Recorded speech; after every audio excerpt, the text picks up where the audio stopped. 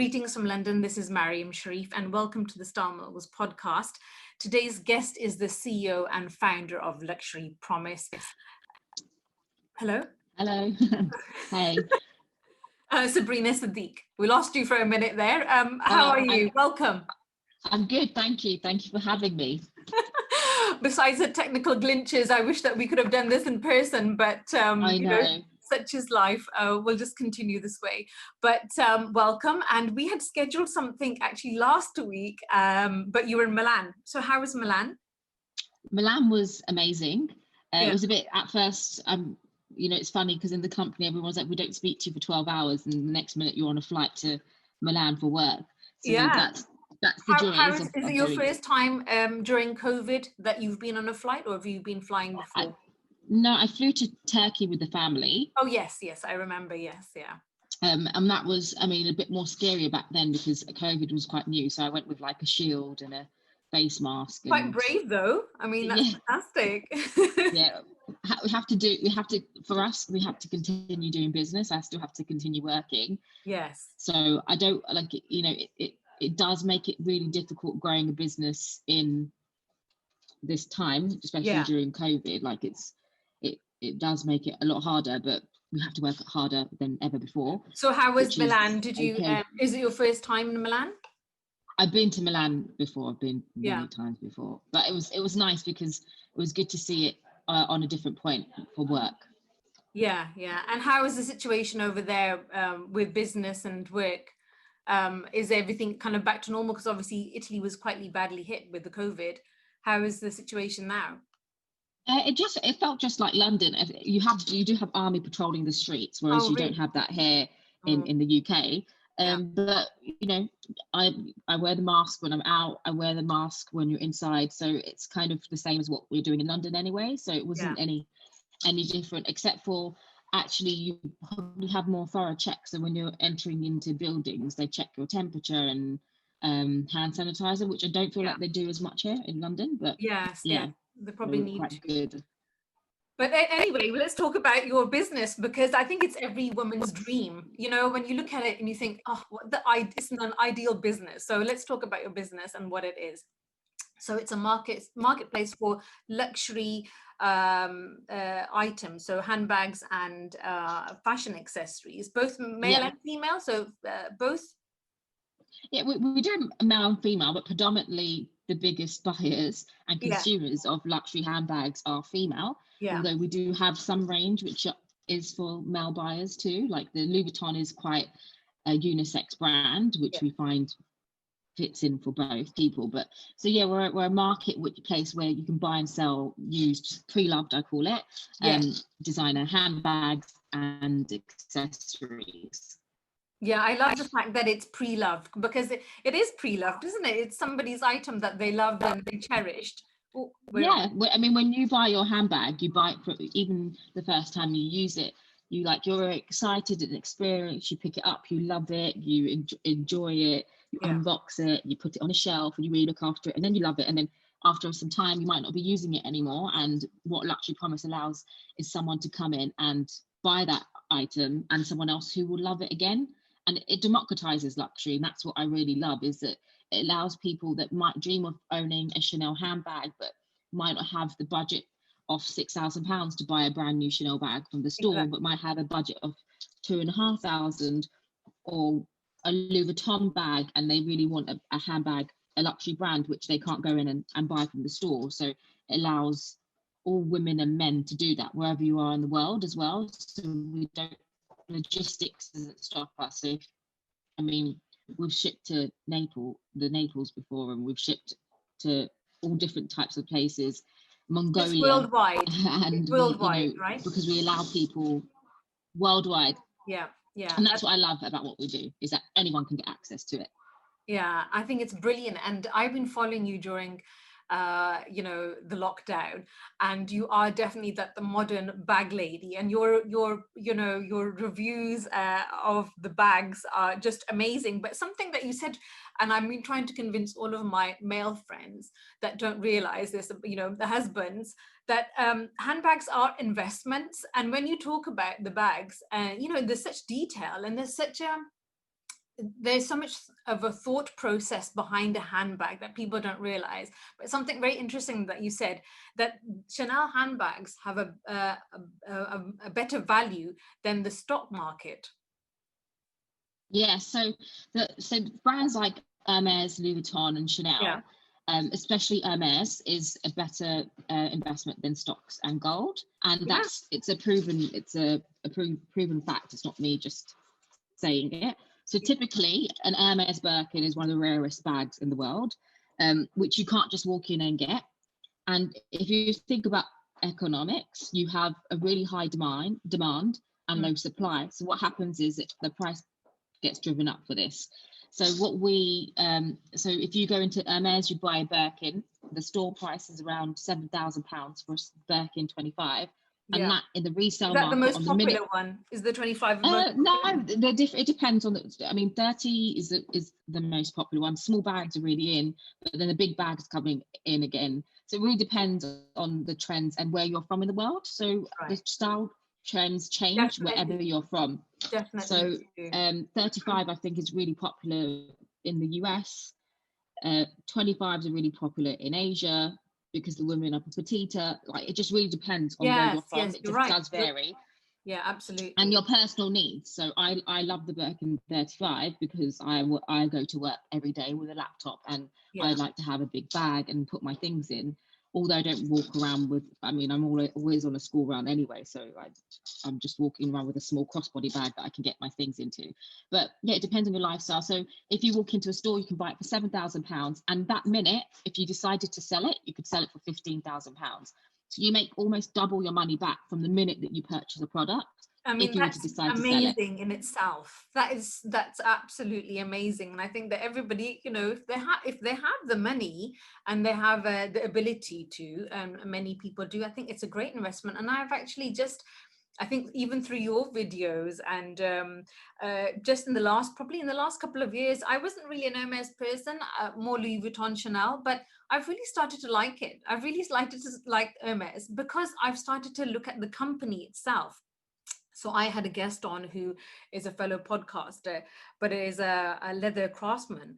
And, you know, we were talking about Hermes and how you have to be in the company for about 10 years to even in-house training for you to then even produce something like that. You can't even create you're not even allowed to touch anything until you have 10 years experience. Yeah, exactly. So it's art. I mean, Hermes is art. It is art. You've had to be very highly trained, and it's a skill. It's something we look at when we're authenticating the bag as well. So you know, when it's a saddle stitch. So Hermes is known as an equestrian company. So they used to create saddles and carriages. And the whole concept was, if the Queen had to wait for her coronation, for her carriage to be fitted by Hermes. So if the Queen had to wait, then some of the world's exclusive women or whoever wants a handbag should wait for it. So that's kind of where the concept of waiting had begun.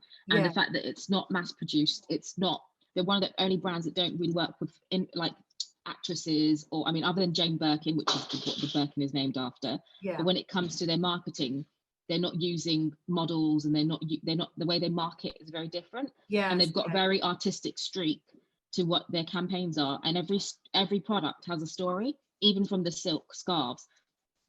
I agree. Not everyone's going to want a Birkin, and not everyone will go and buy a Birkin or a Kelly, but they do start from the very beginning. Even if you are to buy a perfume bottle, it's like the lid has like saddle stitched leather on it, and the silk scarves have a story about it. So one of my favorite stories is the Barbeau cat. So there's a little cat, and it comes out of the flower. And there's like a story behind even the silk scarves, and even the silk scarves are made by artisans.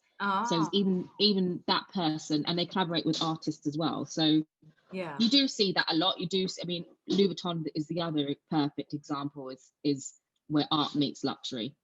Where you have artists like Murakami designing a multicolored Louis Vuitton Speedy. Exactly. So it does combined now and then.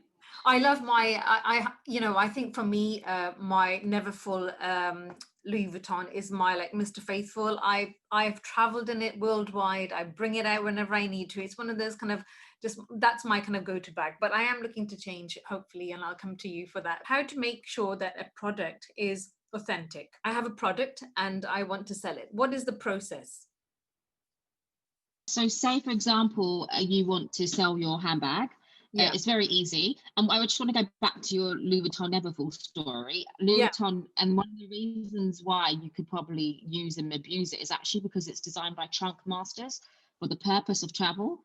So if you're looking for that one bag that you can Yeah. use and you don't have to be precious with it, that is the Neverfull. For me, the Louis Vuitton do the best bags where you can actually have a luxury item and really enjoy using it and not having to be Yes. precious about it. So Yeah. if anyone's looking for like a first time purchase and something that will go up in value, the Louis Vuitton Neverfull is one of those. That is So also it's a one. good, Yeah. I bought it's mine from after I worked from at Harrods, but I bought it for like I think 500, and I think it's even double the price now after so many years. But that is a bag that I £1,000 it's now. 1,000 now, isn't it? It's double. So you think about it, and you think, well, that's a great investment. But I have used it and abused it, and I think I put probably, when we're meant to put like hand carry, and I think my hand carry is my there's a couple of things that go extra in there, and when I'm flying, it's just an excellent bag. And I think I love handbags. I actually studied at Chelsea School of Art and Design for leather bag design. So I do love it. And probably Wow. in a couple of years, I will probably do something myself. Product comes to So you. the selling process. Yes. Yeah.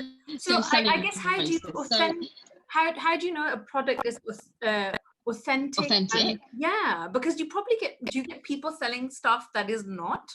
Not look, out of 99, out of 100 products, one product would be, but Yeah, because we maybe do the go through a buyer very doesn't, thorough, maybe the seller doesn't even know actually that it's not, right? which is often the case, is it's Yeah. either been a gifted product, but we don't often, it's I can't say like, oh, we've come across loads of fake handbags, because people Yeah. know that our process is really tough.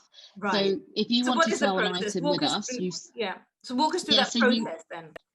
Yeah, so you submit a picture on via either the email or Instagram, or you get directed to one of our buyers, and you send photos to us. We then give you a rough quote. If you're happy with the price, we then arrange a DHL pickup. So we pay Right. for the pickup. We get the item to us, and then we then do the authentication check and Right. quality check to see that it matches. There might be, I don't know, to make sure there's no big hole or something that we couldn't see from the picture, which Yeah. again is quite a rare thing, that it's very different from the images, because we are asked for quite a number of various images so we can assess the pricing. Yeah. And then we go through a human authentication process. So it goes through a human authenticator who will check the bag, see that they believe it's real. And only if it passes and how we do that is through analysing the stitching, analysing the hardware. Brands use certain zippers, they use certain leathers, they use there's certain stamps, they use colours in certain times of the years which they make. So we go down to even the colour. So for example, an Hermes Birkin, the colour rose purpura was only produced around 2 years ago. So if we see anything with a different age stamp that Right. was 2 years older than that, we know, because that's what we've been trained to do, is knowing the brands. And we then run it through an AI technology. So we use microscopical zooming. And so this is another process that we go in to check. So if the human says it right, the computer has to say it's right. And if one says it's wrong, we just don't do the purchase. So it has to go through this triple authentication check. Brilliant. So that we always know exactly about every product that's coming in. Yeah. So how did you get started? I mean, walk us through, let's go back. What did you study at university, and how did you conceive your business? Is it something that was related? Did you fashion? No, I studied law. Okay. So I studied law. I did I did my LPC, and during the time of my LPC, I had a friend who'd walked in with a bag, very beautiful. Her name's also Maryum. She actually came to the store yesterday, and my team were like, "Oh my God, you're the one who's like responsible," kind of where it all started. And she walked in with a Birkin bag, and at the time I was 21 years old. I didn't know what a Birkin bag was. I was like, oh my God, I love your bag. It's like a beautiful apple green. Where's it from? And she was like, firstly, it's a Birkin. It was like a movie scene. She had to And she correct was like, you. and it's not, yeah. And she was like, and it's not apple green, it's Vert Anise. And I was like, oh, okay. But I made really good friends with her. Yeah. She's was like great throughout my journey. She ended up becoming a buyer, and when I used to see her doing her buying, I used to be like fascinated by it. So I kind of like from then was like, I want a Birkin, I want a Kelly, like it was stuck in my head at like 21, 22. And during the time when I started my training contract, I actually purchased a vintage Kelly. Yeah. And one of my clients at a client meeting had seen that I had this Kelly and was like, my wife has been desperate for this Kelly. Yeah. Like, can I buy it off you? And I literally sold my bag there and then on the spot. Okay. And then it kind of like started with a profit, because then with a profit, which is which was more than my salary for then at the time at working as a training solicitor. And I then became really obsessed. So anytime I traveled around the world, I'd meet up with vintage dealers, but then being quite studious, not good at law, but good at studying is what I enjoyed, like reading up. I like checked to see if products were like, how do I check an item is real? I then dealt with lots of professional sellers. I'd buy bags and then sell them in between, like get them for my friends. Yes. And I was like, oh, maybe I should turn this into business, but realized that authentication is what I was good at. So I went to some of my competitors today and train them with authentication and set up authentication and pricing programs for their team. Okay. But at the same time, I realized that they weren't really fully understanding what the consumer's needs was. They didn't give a luxury service. It was very much really bad customer service. They didn't understand the consumer. People refused to sell outside their countries or only dealing with the Europe and US. So when you look at the second-hand market, you look at big players in the US, you look at big players in Europe, but you don't look at people that are actually shipping to an inclusive. They're exclusive. They're not inclusive of every type of woman. And that's kind of where I was like, okay, this is what Luxury Promise needs to do. And that's why if you follow us, you'll see on our social media, you meet the team, and we're all so different and we all have different interests. We all have different lifestyles, and we'll present you the products that we connect with.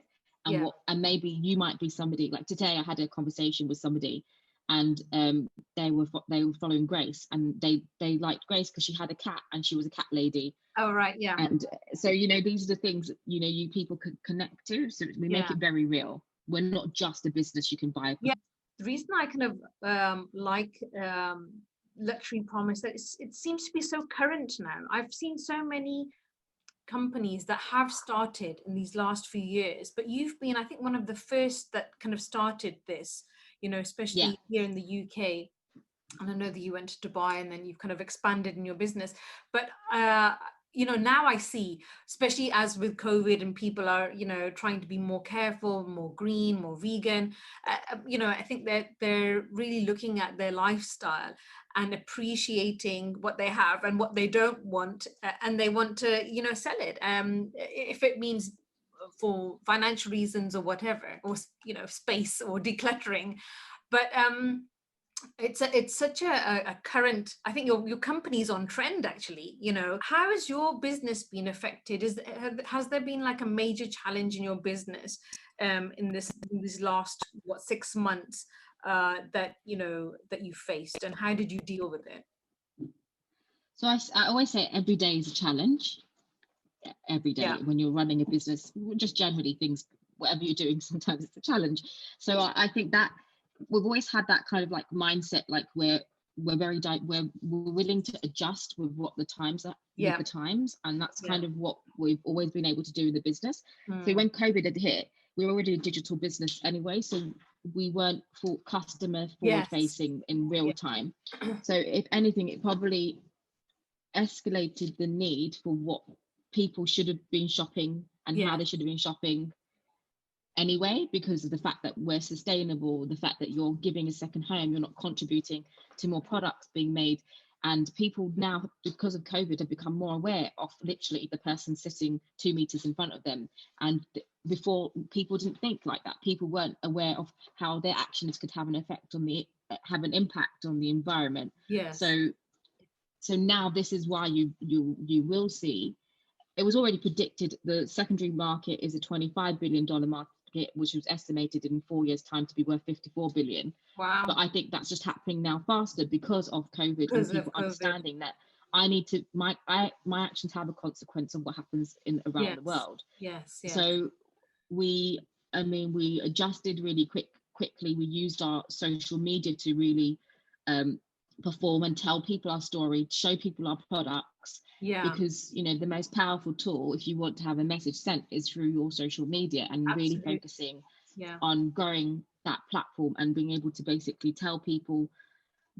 One of the purposes of what Luxury Commerce was set up was that people can shop and sell from the comfort of their homes. Yes. So this was kind of like our principle in the first place, which COVID has just allowed people to do. I feel more comfortable about doing because they don't have any other choice now.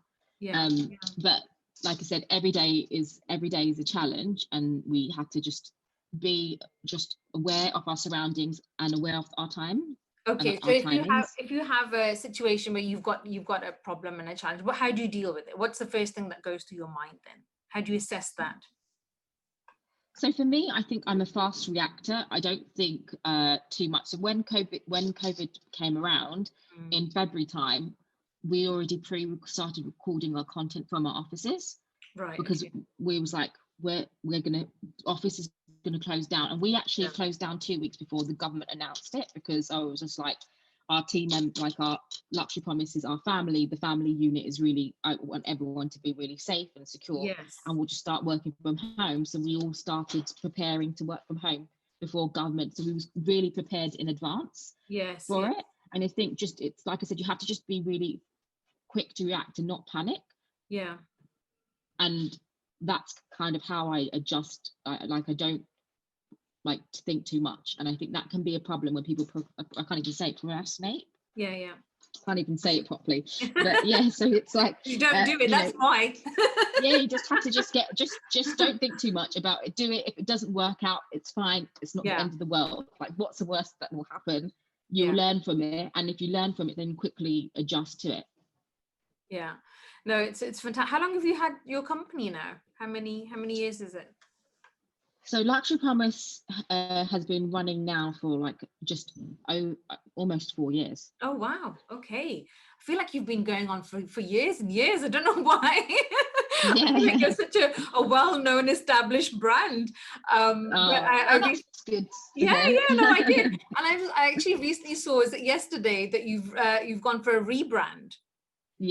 And I like talking about branding and rebranding.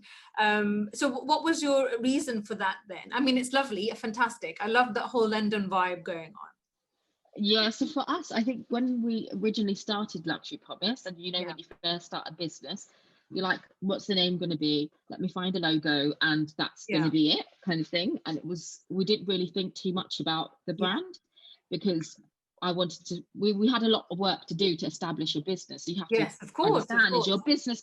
And I didn't want to be one of those people that some people do it one way where they think about the brand and how they're going to brand, and then they spend all the time on branding, and then they move into a business. For me, I wanted to prove my business concept was correct, find out if this is how it works. And if it works well, then let me focus on the branding and the marketing, because our marketing, even how we market and how we brand, has all been organic.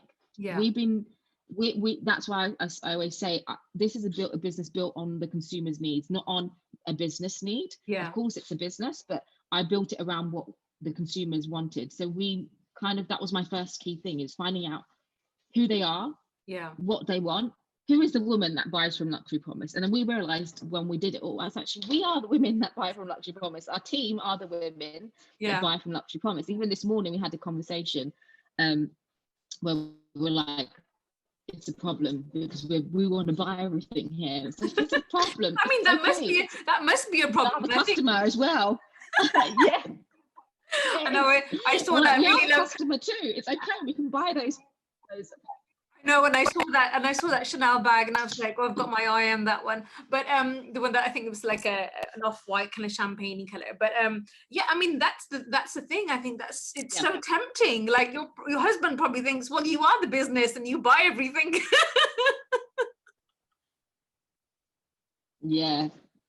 It's okay, he understands because he's seen it happen from, I mean, this isn't, I always say it wasn't something that was built overnight. It's taken me Yeah, around 10 years to get here to this point, over 10 yeah. years to get to this point. So So people often think, oh, this is, oh, you just had an idea and it just happened. It didn't happen yeah, like that. no, It it's a took lot of me planning, a lot of time to research. understand exactly what I needed. Yeah, yeah, yeah. It's a lot. It's a lot of planning, a lot of research. People don't realize that what you do before actually starting up and looking all fabulous now is a completely different arena that you were in before. And of course, and I think that's probably why you're successful, mashallah, because it takes planning and it takes research, which Oh, I think thank you. your law degrees kind of come into play. And what I also wanted, can we hear me? Oh, we're going a bit. I don't, the only thing is, I can hear you. I don't know if my law degree actually helped me. Yeah. Well, I think And probably in the this will research. be a conversation that will go into something else. I know. This is when I people love. always say, like, do you feel? I was Yeah. like, that's a debate for another story. I think sometimes we're pushed into doing stuff that Yeah. we'll spend nothing, our future's not doing. And of course, it's very difficult as an 18-year-old. How do you decide what Yeah. your future will be like? But then you spend the next 3 years preparing for what you think your life will be in terms of your career, and you do nothing to do with it. I mean, I don't have, I mean, unless you go into very practical side, yes, I can read a case study law, and that's what I felt law was about, was like you read Yeah. a case study, you Case assess what does their law mean, and Mhm. that's it. Do I apply that in my everyday life? No, never. I don't apply No. it. I mean, of course, my common sense is applied more than actually the degree itself. Absolutely. And I think that if you are, I mean, I obviously am a mum of three. If my child, if I felt my child was going to be able to pursue a career which meant that he didn't have to go to university, I would push for it, and I'm not pro it. I think Yeah. yes, maybe back then when we were like when I was at university, it was Yeah. kind It's of that a way like first taboo, isn't generation it? down, second generation, you have to kind of do it to kind of feel like you need to build your CV. But actually, I think it's your experience and your network that can build that CV. And if you can start doing that at a younger age, actually, that's probably more key than your university degree, unless you want to become like a doctor and you do want to actually become a solicitor, and then you have to do those degrees, right? Yeah. But if you're not too sure, then it's a different story. But I'm not going Yeah. to go into that topic. Yeah, no, I love career change. It's probably one of the things that I discuss most, because in creative industries, I think a lot of people go in studying one thing and come out on another. And I think this age that we are in, that we will jump 2 or 3 times career changes. But I guess you're right. Years back when we're studying, we're told to do the traditional route of law, medicine, and engineering or whatever. But there's so many options now, and it's not less of a taboo. So you can be in fashion, you can be in styling, you can be you can do interior design and have a good career and be recognized for it, and not Yeah, dismissed that, oh, it's not really a job, isn't it? It's not really a job. But like you said, like you've taken your passion and you've turned it into your into a business, which is yeah. fantastic, but takes time and hard effort. Is there anybody that you look up to regarding style? Is there a style preference that you like, or someone in business that you're also inspired by? For me, inspiration always comes from your home. It always comes from the people that are in your lifestyle, like in your who you communicate. And for me, it was always like my dad. My dad actually was a barrister, and that's kind of why I probably pushed to go to that law route. But then Yeah. he didn't end up being a barrister. He ended up being a businessman. But for me, I think your inspiration always comes. I mean, of course, I look at people like, oh my God, she looks amazing. But I think it's the people in your close network that you really learn from, So your and the father people you influenced surround you. yourself. Yeah, definitely. Yeah. And what about someone's style? Is there someone that you like, someone's style at the moment? Who do you find that is stylish and an inspiration? I, I don't know. I think style is so unique. I mean, I look at women and be like, oh my God, that looks amazing on you, but it wouldn't look amazing on me. And I think for me, it's about what you feel comfortable in your own skin. So I've never actually Right. looked at someone and be like, oh my God, she's my style icon and I really want to look like her. Yeah. And appreciate all women and all that and beauty. So if I see someone that looks amazing, incredible, like you look amazing, incredible. Yeah. But I think style is so individual and so unique to each people's personality, that I think for me, I'm not going to say I'm my own style icon, but I put on what I feel good, makes Yeah, me feel good. So that's whether good. that's a blazer, for me, it's about a blazer. Like, I like wearing blazers because it's just, I can put a pair of skinny jeans and a t-shirt and just stick a blazer on, and Yeah, I'm sorted. I don't need to think about it too much, and I feel confident and strong. That's what I yeah. think. Style is so unique. You have to make you feel like you. Yeah, and also it has to match your lifestyle. We have to bring in your three gorgeous, gorgeous boys. Like you, Yeah. what I love is you're like this. I think you're one of these great role models for everyone. Oh, That is a mother, a business owner, a wife. And what I love, Sabrina, is that you take your boys everywhere and you let them enjoy, life with you, yeah. and not one of those that stay at home, or I'm not allowed to do this, or I can't do this, which I love. And they're going to be heartbreakers anyway in the future. I can Yeah. tell. Oh gosh. But they're I've got a absolutely. lot. I've got a lot of handbags to dish out. Oh my gosh, that is going to be one. You better start Well, maybe stocking that's up. a good excuse to my husband now. It's like, oh, actually, I'm going to have three daughter-in-laws, or I'm going to end up having to dish out loads of handbags. I need to grow the collection. Have to be equal. Exactly, exactly. I know, I absolutely love it. I love the fact that it was such a great you're representing a modern especially like Asian, South Asian, in a creative that is and people say work balance. How do you manage that? Because you're, it seems effortless when we see you. Is it that easy? And Gosh. No, I think I get asked this question a lot, and I always like, if I had the formula, I'd probably be very rich to sell off this formula. I think I'm easygoing in terms of like, I'm easygoing but not easygoing, if that yeah, makes sense. I'm sure the team in here will be like, she's not easygoing. But yeah, I think I'm just I don't let things phase me. So yes, it can be really stressful, and some people, I have some friends that they won't travel long journey even with their children because they just feel like it's going to be a really stressful journey. But I always say it's yeah, always a temporary thing. It's never forever. So yeah, even if I'm going to be going on a 12-hour flight, it's 12 hours of your life, and the benefit of that 12 hours afterwards will far outweighs that yeah, 12-hour pain that you have to do with traveling with the children. yeah. And I think I just am just quite relaxed. And obviously I have great support from my husband and my Yes, family, which is absolutely. what makes me tell me what to do. Yeah, I'm not a superwoman. I'm not, there's things I will do not so great, and there's things that I need to still improve on.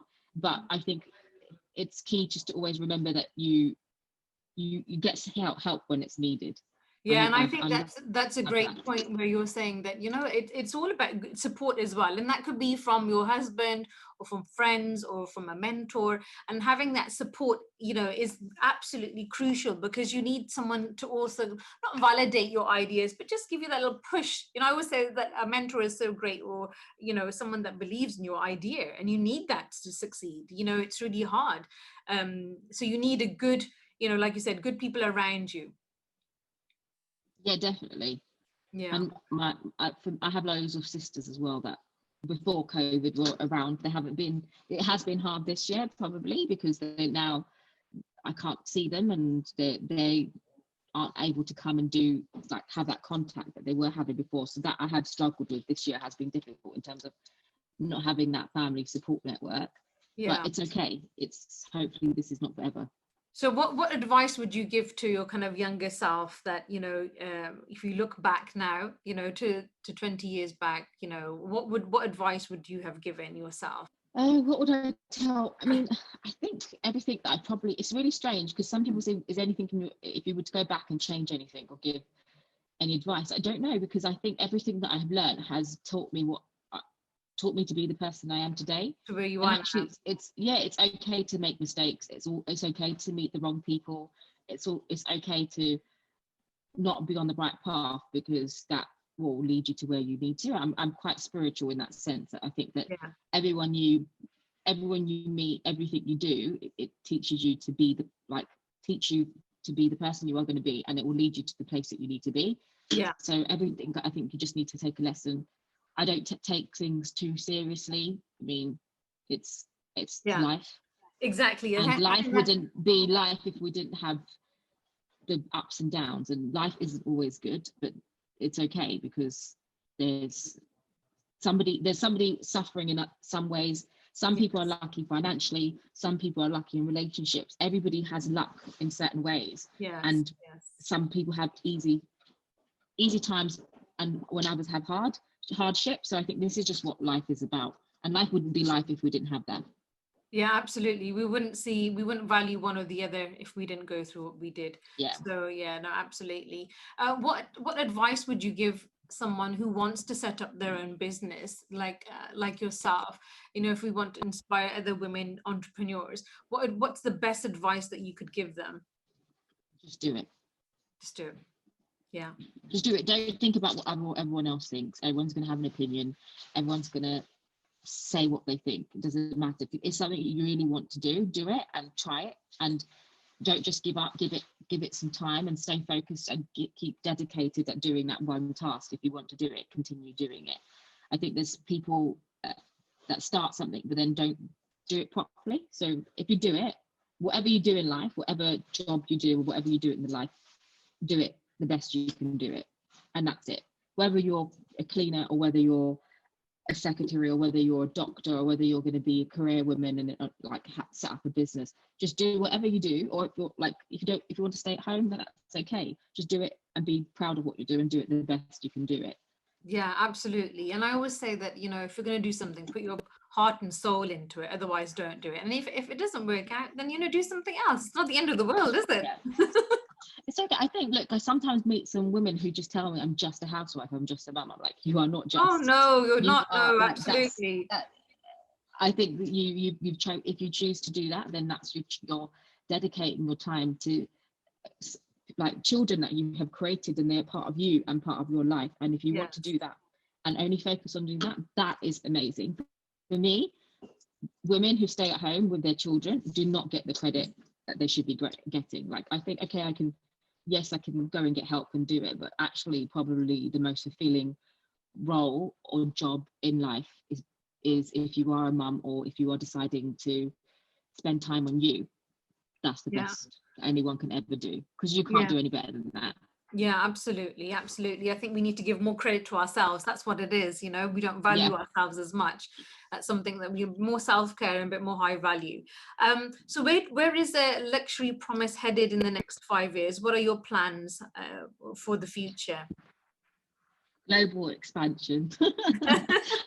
So where are you where are you at the moment? So online, you said you were global, but so we have offices in London and Dubai, and it really depends. Like I said, we really go where our consumers want us to. So it depends on where that is next, and obviously with what happens with the world, where we go to next is dependent on the current climate, and like I said, moving with the climate.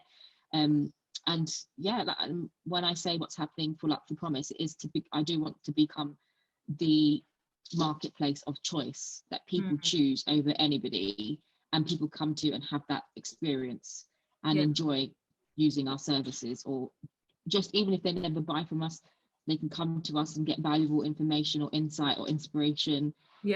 And that's kind of where, as a long-term goal, what would be a dream is if that would be where the platform for choice. And you said the marketplace, you would like expansion. How many products do you have on your on the website currently? So I think we have around 500 products on the website, but currently we've got, this week we had one of the biggest ever. I mean, and this is, as a business, that one of the dream thing is having. I remember when I started up, I had 8 handbags on the shelf to sell, and I was so excited about it. And now, like last week and this week, we have over 400 products that aren't yet listed on the site that have come in.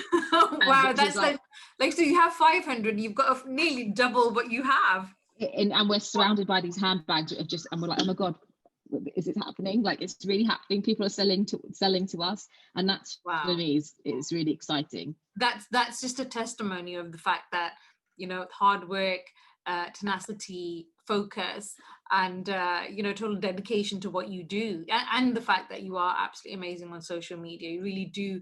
I love your little bag reviews. Honestly, they're so Thank cute. you. I I mean, love even my them. kids, Like, even my kids make fun out of me. Like my kids are like, "Why do you call a bag?"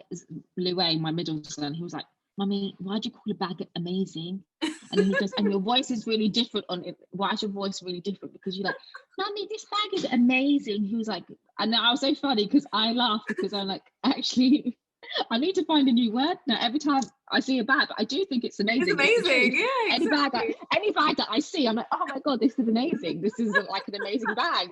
What else can I say? I Yeah. just say it how it is. Yeah, I'm just like you, and I think if you're a true for me, handbags, if it's handbags or shoes, I think I'm more for handbags. But I get excited, like you said, I'm excited by a handbag, and people don't understand. If they value it, then they must come to Luxury Promise, because with obviously your new catalog and your new, stock that you have. What is the trend at the moment? What do you get more of? To be honest, we never know what's coming in. Oh, So maybe it in really the last depends. 3 months, what did you get more of then? Like what is it? I can't say because we actually obviously with those bags we curate, so it's curated, which are the bags which are always in demand are your Neverfalls, your classic Chanel flaps. Yeah. The Birkin and Kelly, it's not like high demanding because obviously, I mean, we have a set niche customer that wants that, but Yeah. the bags that everybody wants are the Neverfull and the Speedy and the classic Chanel flat bag, and they're bags that are classic and timeless. Yeah. Those I wish we could get more of. Those are the ones that are more in demand, and that's kind of like quite exciting to see when we get them in, because we know that someone's going to like be so happy that we've got it and get the dream bag that they've been after. Yeah, actually, I think I remember it's like bring your products, but never mind. I have a bag right here. Oh, okay. Well, I'll just edit this in afterwards. This is your latest bag that you have? This is my first Chanel bag from the boutique. So I buy everything pretty much pre-loved, apart from certain bags. But this is my first Chanel bag from the boutique, because I was waiting for it to come in pre-loved, but because it's a new bag and it's really trending, I Chanel 19, love it. I had my eye on it as well. Describe the bag that you have. Describe this bag. What size is it? And so this is the do a little bag review. Medium. So this is a medium Chanel 19 in the color beige, which is in a amazing lambskin leather. But what I like about this is that it has two types of different hardware, so it's gold and silver, and I like to mix and match my jewelry. Yeah. And I like really soft bags, because soft bags are really durable, actually. Yeah. Because they mold to the shape of your body. So if you're looking for a bag that just looks really chic and nice and quite durable, then the soft bags, which are like supple and soft, is quite it key. Lambskin, isn't it? It's lambskin. It's lambskin. Yeah. And I got it before the Chanel price increase as well. Yeah. Oh, good. That's a good and Chanel's rumored to have another third price increase this year in November by another like 6%. So, the only thing with that bag is that I would find it with any bags that I've had with light colors. Yes, you've got to be so careful, and how to I never go for light bags, but I'm obviously a handbag lady, so you should do some tutorials even on the website about how to protect handbags. Do you do something like that, or maybe we've done some? Yeah, I think we've done it on our YouTube video, but definitely we should do some more content about how to protect. How to protect, because you have an expensive bag and you need to know how to look after it as well, and people don't. And it's you do in the beginning, because I loved my my Louis, but and a great story that I'm going to end with actually. So a friend of mine was at the airport and was on economy and had his LV luggage with him, and this is the power of bags and luggage, of designer luxury. He got bumped up to business because of his handbags. Oh wow! Really? God, I've never. And I was like, "This is the power of Louis Vuitton." Oh wow, that's incredible. Yeah, I was was he complaining about his handbag? No, well, no. Maybe that's what I need to do. Like, no, my handbag's in place. his secretary booked him on economy, and then when he got to the counter, he was like, well, and then she's like, do you have any space? She goes, yeah, we'll put you on business like he normally does. He's a frequent flyer anyway. But yeah, we see there's the power of bags, right? Yeah, I'll let you know next time. I'll try it. Try it, let me know. Anyway, again, I'll do a bag review. I'm like, this amazing bag, it needs to be in business. Mesmerize them. Yeah, absolutely. Yeah. Oh, thank you so much. And I'll speak to you soon. And thank you, Maryum. And I look forward to meeting you in real life. Yeah, absolutely. Look forward to it, my darling. Take care.